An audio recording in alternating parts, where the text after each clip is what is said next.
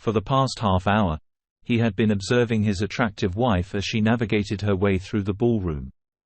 Her intention was to position herself as far away from her husband as possible when the ball dropped at midnight. She was surrounded by well-off and self-satisfied peers, acting like an elaborate dish served for everyone's attention. Executives from his workplace would kiss and touch her, particularly his obnoxious boss who had been born wealthy. He was well aware of this routine as his company's New Year's Eve parties had followed the same pattern for the past 2 years. During the first year, he had tolerated it, chalking it up to the effects of too much champagne. However, last year, the reality hit him hard, and he started making preparations to address the situation. Feeling a tug on his coat, he turned around to face Deirdre, Josephine's closest friend and co-conspirator. "Happy New Year, Mike," she exclaimed, reaching up to give him a somewhat pitiful kiss, an annual gesture. Their lips barely grazed before he pulled away and looked into her brown eyes. Deirdre was another socialite coming from a wealthier family than Josephine. And just like his wife, she was part of the upper echelon. Normally, he expected to see her usual self-assured smirk, implying that she held some secret knowledge he didn't possess due to her high social status. But this time, he saw two new emotions on her face: pity and concern.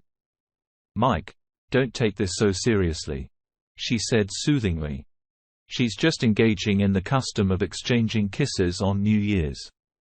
She'll come back to you shortly without any harm done. She'll remind you how much she loves you." He gave her a doubtful look. Deirdre attempted to offer him reassurance. "She truly loves you, you know. It's just that she's very outgoing, lively, and impulsive, whereas you tend to be more intellectual and reserved. Sometimes she needs a chance to be around people who share her nature. However, being with them only reinforces her love for you. All right, Deirdre?" "Is that why she spent the entire Christmas party hanging out with her coworkers under the mistletoe?" "We attend her Christmas party, and she spends the night dancing and being affectionate with her colleagues. Then here at my company's New Year's Eve event, she spends the whole night dancing and kissing, though not with my firm's executives. So by being intimate with everyone at the party, except me, she's supposed to somehow gain a new appreciation for me. It's an interesting theory. Let me ask you, is this her annual tradition of giving George the imbecile a dozen kisses, or is it her way of showing love for me by doing something she knows I detest?" Gotta hand it to Deirdre. She managed to look embarrassed. She couldn't meet my gaze, so she averted her eyes and tried to continue. "Mike, I understand you're upset, but you have to try to see it from her perspective. Don't you, Deirdre? I think I might actually understand, perhaps for the first time in our 5-year marriage." I turned away from her, went back to our table, reached into a briefcase I'd placed there earlier and pulled out a rather large brightly wrapped gift. I turned away from her, took off the ring from my finger and placed it in the center of the bow. This would make her remove the ring to open the gift. Facing Deirdre, I extended the package to her. "I'm going to head out now. Please give this to your friend when she's finally able to break free from the crowd around her. Let her know I wish her a happy new year, and I hope she finds everything she deserves in the upcoming year." I began to leave, but Deirdre grabbed my arm. "Don't leave, Mike. I'll go fetch her. She's had too much champagne again. You need to take her home." "No, Deirdre. I don't have to. She has a room reserved here in the hotel. She's been here all day entertaining the men while I've been working." "Of course. You're aware of all this because you've been here with her. She has her own car, clothes, and everything she needs. I'm pretty sure at least one of the guys she's spending time with right now will be more than willing to accommodate her, or maybe all of them will. Don't give me that look. You fed me the same line last year when I gave her another chance. She's made her choice. And so have I. Goodbye, Deirdre. I have to admit it'll be a relief for me to never have to see you again." Walking out of the ballroom, I gave a nod to Helen, the HR director. I had spent the first half of the day with her while my boss and his buddies were busy setting things up at the hotel. To be honest, he was actually in a fancy suite, which she paid for using the company credit card. Sleeping with my wife, that is. I should correct myself though. They were actually sleeping in the luxury suite. My wife and I have evidence in the form of photos and videos to prove it. Helen also has some of this evidence, and the chairman of the board will be informed about it very soon. After leaving the ballroom, Helen and her husband moved toward the group of men surrounding Josephine. Deirdre was also navigating her way through this group of men, some of whom persisted in attempting to kiss her as part of the tradition. A few men tried to flirt with Helen, but her husband's disapproving expression, a former American soccer forward, seemed to discourage them. Helen made her way through the crowd until she reached CEO George Burke and his companion, who were just ahead of Deirdre. A few feet away from them, she paused with her husband and observed Deirdre's puzzled expression. Then the sound of Deirdre's name being called out sharply caught Joe's attention, causing her to break away from George's embrace. Upon noticing her friend's surprised look, Deirdre frowned. Helen, on the other hand, smiled. Deirdre held out a beautifully wrapped gift and said something to Joe, who accepted the package. She leaned in closer, appearing to ask Deirdre to repeat what she had just said. "Mike left this for you. He's gone, Joe." Deirdre told her friend, "He watched you flirt and make out all night. And when you started making out with all those men, he gave me that package and left." Joe grinned. "Oh, you know, Mike? He gets all worked up when I don't pay attention to him for a little while. I'll go home, say sorry, give him a good time in bed, and everything will be back to normal. He loves me. Even when he's mad, he leaves me a gift. Let's see what it is." Deirdre tried to interject. "Joe?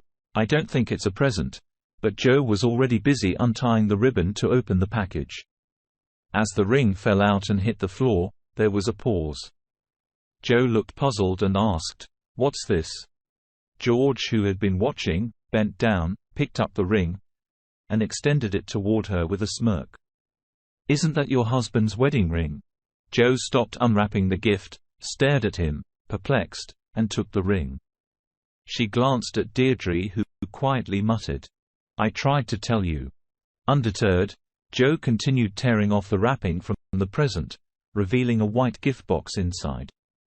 Feeling relieved, she smiled, gave the box a little shake, remarked on its weight, and began to peel off the tape on each side using her fingernail. As the tape on the third side came off, the contents of the box spilled out, scattering across the floor. She crouched down to gather the glossy sheets that had fallen. Others also squatted to help pick up the ones that had slid away. All of a sudden, everyone came to a halt. Joe's eyes widened and she shouted, "No!" Her cry grabbed the attention of those nearby, and more people gathered around them. Deirdre's eyes also widened in disbelief. She looked up and saw the horror-struck expression on George's face. He picked up a large glossy color photograph measuring 20 x 30 centimeters from the ground, placed it against his expensive suit, and involuntarily yelled, "What the heck, Joe?" He said it loud enough for everyone nearby to hear. Everyone's attention turned to the scattered pictures, which depicted Joe engaging in sexual activities with people other than her husband. There were numerous images of Joe with George, as well as Joe alongside other executives from the company where Mike and Joe worked, including her colleagues and bosses. While the pictures didn't cover every position, Mike had carefully chosen ones that clearly showed Josephine engaging in shocking activities with both men and women in various combinations and quantities. Confronted with these graphic photos of her sexual escapades, Joe fainted. She fell onto her back, and George's shoe prevented her head from hitting the tile floor, potentially causing a concussion. Deirdre knelt down next to her, lifted her head, lightly slapped her face, and urgently shouted, "Joe, Joe, are you okay? Talk to me, Joe." As both women lay on the floor, others began picking up the pictures and examining them. A woman turned and struck her husband with all her might just as he was looking at the picture he held. "You're a cheater," she exclaimed. "No wonder you don't have the energy left to satisfy me." He stared at her in shock, and then she swung her purse, landing a punch on his right eye. He grimaced in pain and then crumbled to the floor when she kicked him in the groin with her pointed shoe. The woman knelt down and systematically went through the pictures scattered on the ground. She paused, glanced up, and declared, "You ladies who are married to the higher-ups at Taylor & Son might want to check out some of these photos. There are images of other husbands in here as well. If you're looking to save on divorce attorneys, give me a call and we can explore a group rate." 9 other women knelt down, joining her and examining the photos, causing the men to back away. "There are also flash drives here," one of them announced loudly. "Who knows what's on them?" A woman directed her anger at a well-dressed older man, shouting, "You dirty cheater. Remember our prenup? You're financially ruined, you jerk." The man tried to explain, saying, "Baby, I'm sorry. It didn't mean anything. She kept coming on to me and eventually I gave in, but it happened only once. And she wasn't as good as you anyway. You're lying. Liar," the blonde woman shouted, holding out 2 more pictures. The blonde woman stood up from the floor. Her eyes filled with anger, and she confronted him, waving the pictures and unleashing a string of profanities. He stepped back, turned, and fled. Meanwhile, the other woman sobbed, clutching her chest with one hand and holding a photograph with the other. Her husband, hiding his face in his hands, was also in tears. The man took out a photo, holding it up to the attractive woman standing in front of him, and exclaimed loudly, "So you're bisexual? What the heck is this? You kept telling me there would never be a 3 because you wouldn't be with another woman." She blushed, turned around, and hurried away, struggling in her 10-inch heels. Another woman chose several photos from the pile and began calling out names as she headed toward the center of the ballroom. The puzzled woman stopped her, picked up a photo, stared at it, and turned to her husband with a furious expression. He started to back away and she quickly moved toward him, waving the photograph. This situation repeated 5 more times, with each victim's friends also being hit in their ears and eyes. Note: the original text included asterisks here, which I replaced with explanatory text. Joe was already awake, observing the chaos around her with dazed eyes. A man in an elegant tuxedo knelt beside her and inquired, "Are you okay?" She looked at him with curiosity and nodded. He asked, "Who are you? Can I help you?" She responded solemnly, "I'm Josephine Lord. But I don't believe anyone can assist me at this point." "Are you Josephine Reynolds, Lord?" he asked in disbelief. She nodded and inquired, "Yes, I am. And who are you?" The man handed her the stack of papers he was carrying, took a photo of her with his phone, and loudly declared, "I am the bailiff. You've been served. Josephine Reynolds Lord." These documents, along with the accompanying photos and videos, substantiate the cheating claimed in Michael Morris's Lord's divorce petition. He turned toward the gathered crowd. "Ladies and gentlemen, if you haven't had a chance to review the photos, you can simply request a copy of the divorce papers, which are public records accessible online. They list the names of all the individuals Joe W.B. has engaged in sexual activity with over the past year, along with when and where. For a small fee, I can provide a link to Joe QB's website, which comprehensively details her actions since January 1 the previous year. If you wish to examine this information to determine whether your spouse has been involved in intimate relationships with SHB and some Sims or more, you can contact me via Cheating Spouse, PCOM. For an additional fee, I'll provide a link to our site. I can supply digital copies of the participants' actions. This evidence will prove invaluable in court. I anticipate your response." He bowed deeply and walked away, leaving behind a trail of tears, fear, and panic. He might face consequences for this act in the future, but he was compensated handsomely for it. Plus, being in New York and having his office in New Jersey, where his influential family held sway, offered him a sense of security. Jo still had the divorce papers in her lap, resting in her friend's arms, her mouth open in confusion. She glanced at the faces around her, seeing a mix of hatred, pity, anger, and unease. The usual of admiration, desire, and jealousy that she had experienced throughout her privileged life was conspicuously absent. The full weight of her loss and shame hit her, and she held on to Deirdre tightly, burying her face in her friend's chest, sobbing uncontrollably. George Taylor instructed his subordinates to gather the incriminating and destroy them.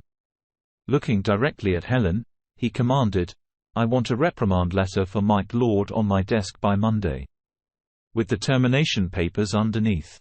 Helen responded with a neutral expression. "I'm sorry, Mr. Taylor, but Mr. Lord resigned this afternoon. He provided 2 weeks' notice, utilized the vacation time you approved last week, packed up all his belongings and left the building." Mr. Taylor's response was firm. "I won't accept his resignation. I'll fire him after giving him a reprimand. He won't find work in this industry again." However, Helen continued, "I apologize again, Mr. Taylor, but he spoke to the chairman of the board before leaving. Your father accepted his resignation. Mr. Lord has already secured another position with the firm he previously consulted for. With your written approval, sir." Taylor's face was so red that people around were worried he might have a stroke. He was angrily swearing at his father and Mike Lord. Helen and her husband found this situation amusing, holding hands and enjoying the embarrassment. They didn't show their amusement on their faces, though. Mike Lord drove from New York in a new four-wheel drive Chevy High Country Suburban with a big turbo diesel engine. He had ordered this special engine in addition to the regular features. He ordered the SUV in the fall as soon as the new models were available and received it.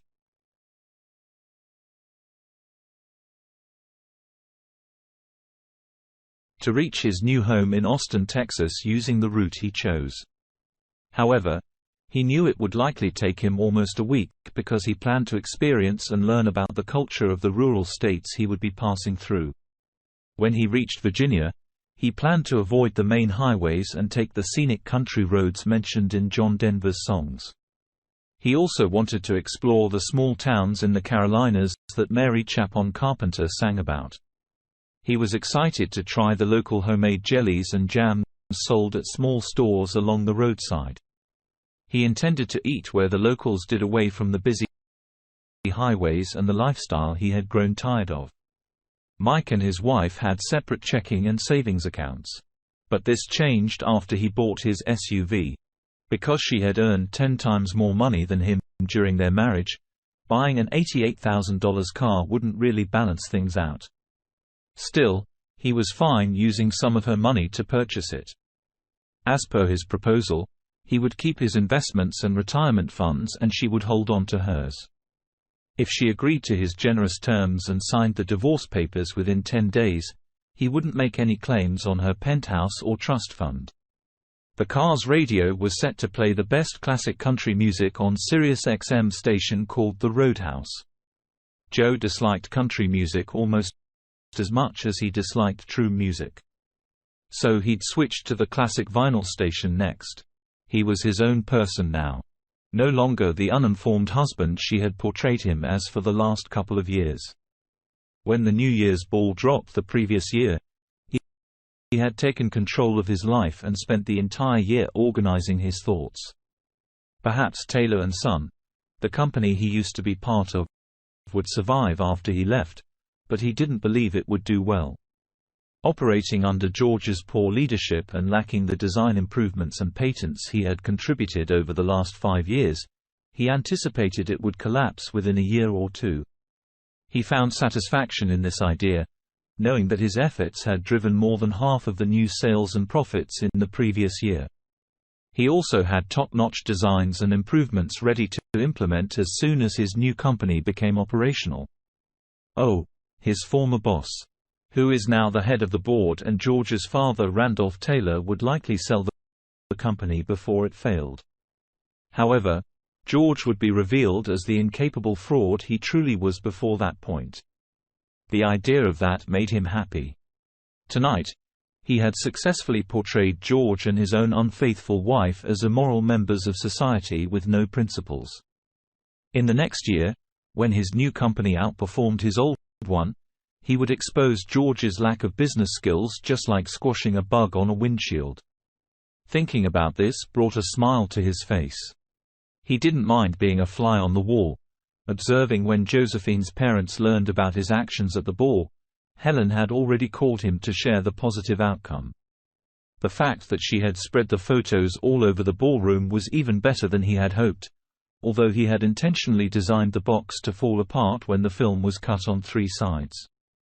Her parents had always looked down on him, and they were disappointed when their precious daughter decided to marry him. They thought he wasn't good enough, especially because he didn't have an Ivy League education. The reality that his engineering degree from the Colorado School of Mines and master's degree from the University of Michigan made him highly sought after in his field mattered more than an arts degree from Brown University. With a smile, he thought about the chaos he had caused and the achievements he would create in the future. Deirdre and her husband, Albert, drove Josephine back home right after they entered the house, and she took a look around.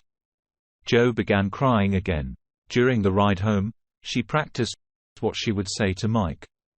She needed to clarify that her affairs didn't mean much to her and weren't damaging their marriage.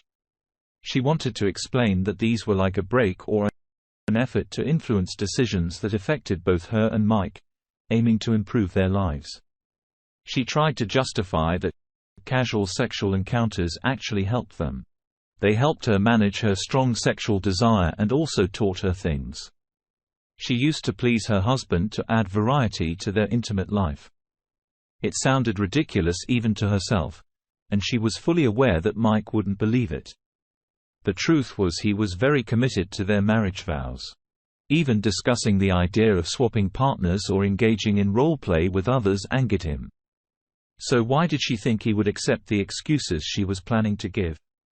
Deep down, she understood that her marriage was falling apart. However, when she entered their apartment and saw that all of his belongings were gone, she realized she had fallen into a pit she had created herself. She collapsed to the floor, crying and feeling bitter, blaming her own arrogance. She couldn't easily explain her actions because she never thought she would get caught. And if by some chance she did, she believed she could convince her kind innocent husband to forgive her. For 3 years, she had been successful in hiding her actions. But tonight, he destroyed both their marriage and her reputation completely. The week went by swiftly for Mike. He copied his SIM card before throwing away the old one in the slushy city snow. This way, he could reach out without any interruptions while traveling through the Old South on his way to his new home in Texas. He sent his custom emails throughout the week.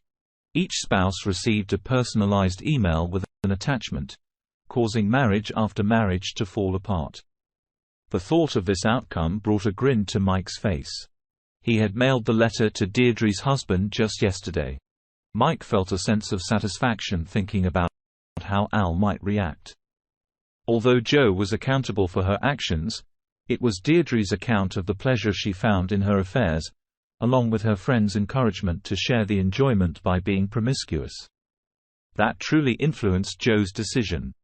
On 4th day back in New York, Deirdre and Joe sat on the couch in their apartment. Now it was just their apartment as Al had kicked Deirdre out after receiving an email containing a video. The video included snippets of sexual activity and a revealing conversation between Joe and Deirdre, where they described their conquests and pleasures and listed the names of their lovers. They even laughed about their unsuspecting husbands. Albert forwarded this conversation to the wives of the women mentioned, especially if he knew them, which was often the case. The turmoil was spreading and Albert found satisfaction as he watched it unfold. Things weren't any better for George either. His father had fired him and cut him off from his inheritance. In fact, His father had also fired all the top executives who were responsible for the company's negative reputation due to their actions. His father was now acting as the CEO while his new vice president of talent development and attraction, Helen, was recruiting skilled executives from around the world. As he drove past, Mike skipped the Martin Luther King Boulevard exit and got ready to make a turn onto Cesar Chavez Street. He drove by the Austin Convention Center and noticed Lady Bird Lake on his left.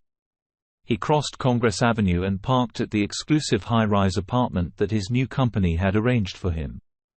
He had paid 6 months' rent in advance for the apartment, which was on the 70th floor and offered a view of the rainy city. This gave him time to search for the kind of house he had always wanted, complete with trees and a lawn. Once he was settled, he planned to get a dog and start looking for a reliable partner who would enjoy building a life with him and their children. His new business partners had already organized a barbecue event, where they would introduce him as recently divorced, ensuring there would be plenty of eligible women there. Meanwhile, in New York City, the ongoing drama continued as exposed spouses implicated others and abusive partners shared information about other abusive partners. Helen kept Mike updated about the situation. He thought about the spreading chaos caused by the fire he had ignited in New York, and couldn't help but smile. The more he learned, the more excited he became about his decision to move to Texas. He thought about it with a sense of finality, repeating "Gone to Texas." My wife is a strong supporter of feminism and places great importance on her independence. This has influenced our married life, making it more like two independent individuals living together rather than a traditional married couple. She devotes a significant amount of her time to her work and personal projects, both at her job and in our home, which creates a dynamic environment. As a result, my role often feels more like that of a roommate rather than a typical spouse. I'm a 35-year-old guy who got married to a software developer 2 years ago. I have a career in accounting, which doesn't demand as much of my time and effort as my wife's job does. She has a strong desire to prove herself and out-earn me, which leads her to continuously take on various projects. After we got married, she began to view household tasks as a test of her pride, and started expecting me to handle most of the domestic responsibilities. Due to her work commitments, my wife is often away from home during dinner hours. She prefers either eating at her workplace or getting food delivered online. As a result, we mainly spend time together on weekends. She intentionally keeps her distance from her married cousins and friends who have embraced the roles of homemakers and mothers. She prioritizes her independent lifestyle over that. I've noticed that at social gatherings, she tends to make negative comments about housewives, referring to them as servants in private conversations. I consistently tried to have open conversations with her, encouraging her to avoid making fun of women who chose different paths in life. However, she remained firm in her stance, stating that she couldn't picture herself living without a career, seeing it as a sign of failure. She took a lot of pride in her job and career, and sometimes it came off as arrogance, which often frustrated me. Despite that, I have to admit she treated me well and showed kindness to me almost every day. She'd express her love with gifts and affectionate texts throughout the day filled with, "I love you," and "I'd miss you." Her caring and consideration towards me were impressive, and I was content with our romantic life. In the bedroom, she took the lead to make sure I was happy. Recently, one of her cousins visited our town, and it was the first time they had seen each other since childhood. So we hosted a dinner to create a warm family gathering.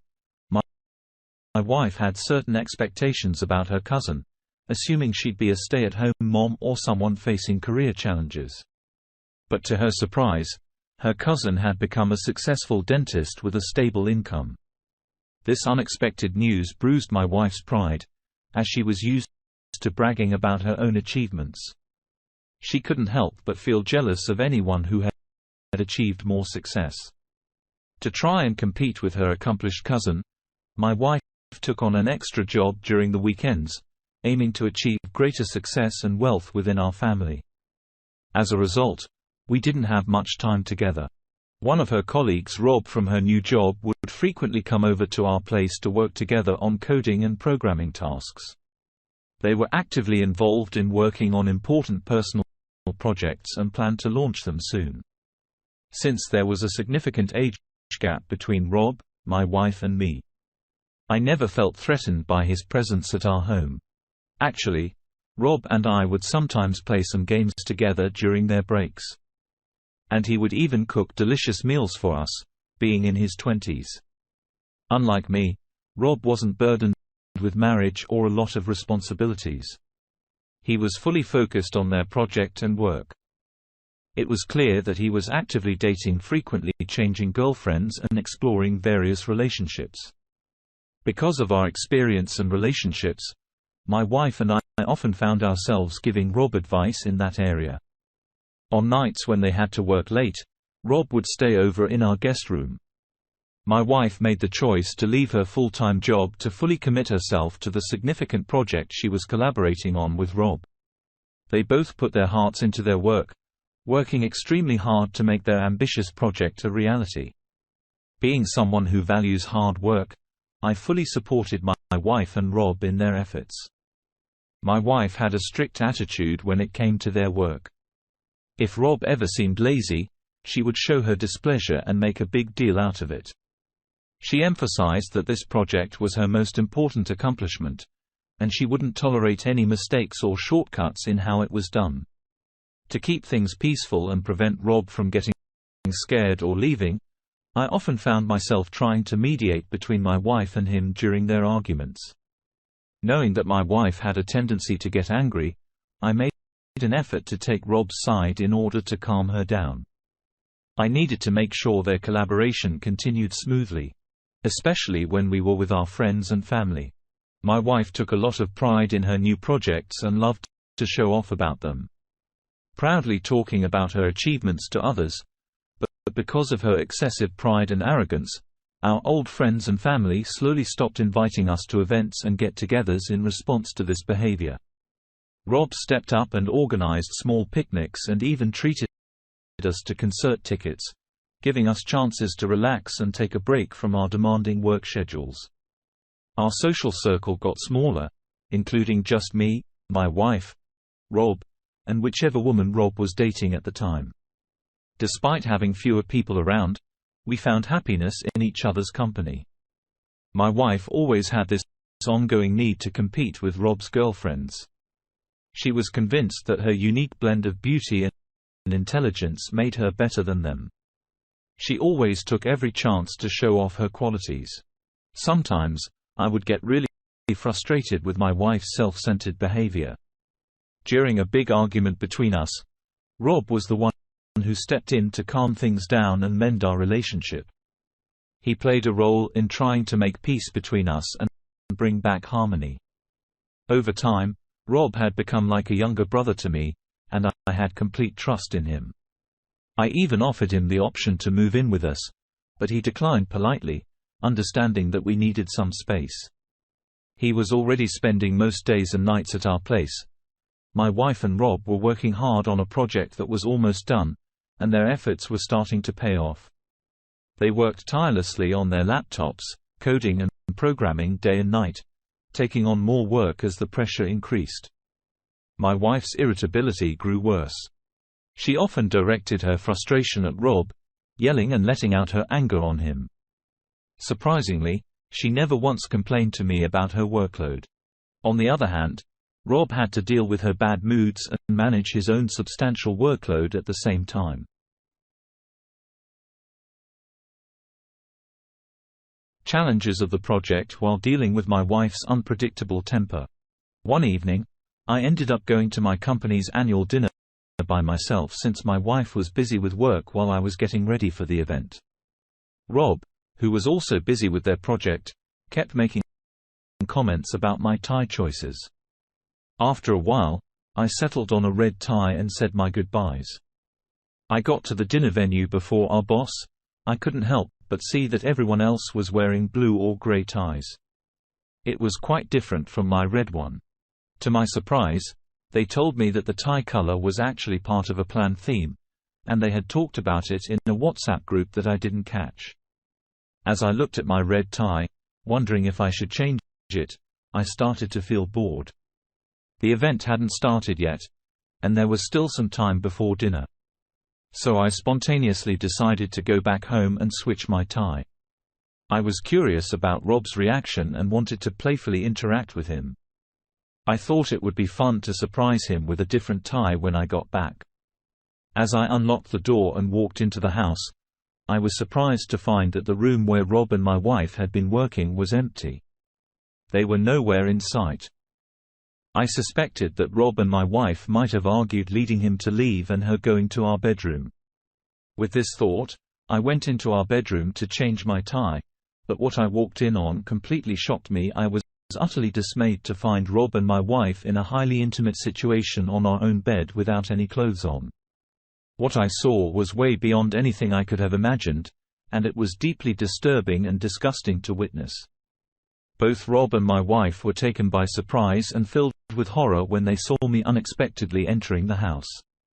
They had wrongly assumed that I would be gone for several more hours and took advantage of that.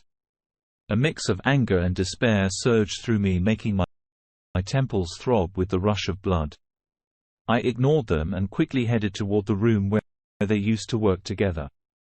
My intentions were hidden in a cloud of intense emotions.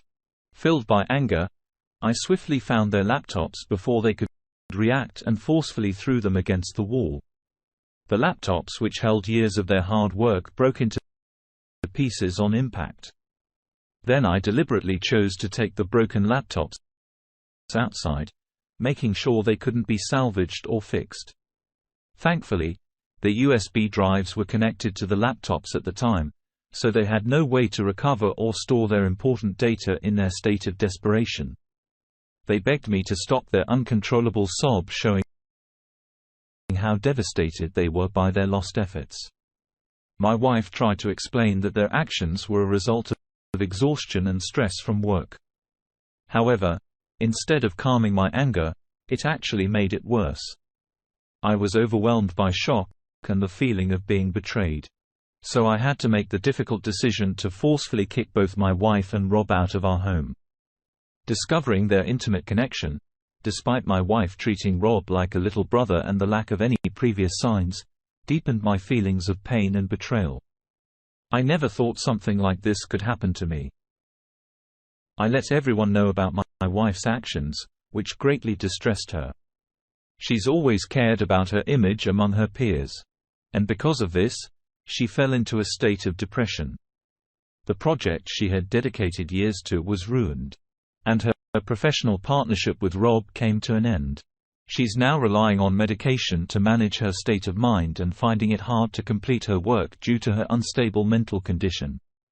Her workload has significantly decreased, and she can't maintain a full-time job. In an email, she expressed her apologies. She feels an immense sense of guilt for the failure of her dream project and believes she's solely responsible for her shortcomings, which has some truth to it. However, when I served her with divorce papers, she didn't react well. Struggling to come to terms with the situation, she finds it very tough to handle failure in her career, marriage, and other parts of her life. This makes it difficult for her to keep going. The setbacks she's faced have taken away her pride. Some might argue that the danger of pride is its potential to lead to one's downfall if arrogance persists. It can make it hard to connect with a higher power or grasp the essence of spirituality. When someone is consumed by pride, they tend to adopt a condescending attitude toward others, which hinders their ability to see beyond their own point of view. As for my decision to divorce and move forward, I found comfort in that choice. Both my ex-spouse and my old friends are now reaching out and offering their support. They've come to realize the hurtful behavior my wife displayed toward them, which had led them to exclude us from their gatherings before. Since parting ways with my wife, I've regained the backing of my friends. Engaging in activities like camping and hunting has revitalized my spirit and lifted the depression I used to feel. My wife used to foster competition between me and my friends, but now I'm free from that mindset. I no longer feel the need to pursue wealth just to outshine or dominate my companions. Thanks for listening to the whole story. And if you enjoyed it, please show your support with a like and consider subscribing to our channel. Leave your thoughts in the comments about what you think of the story.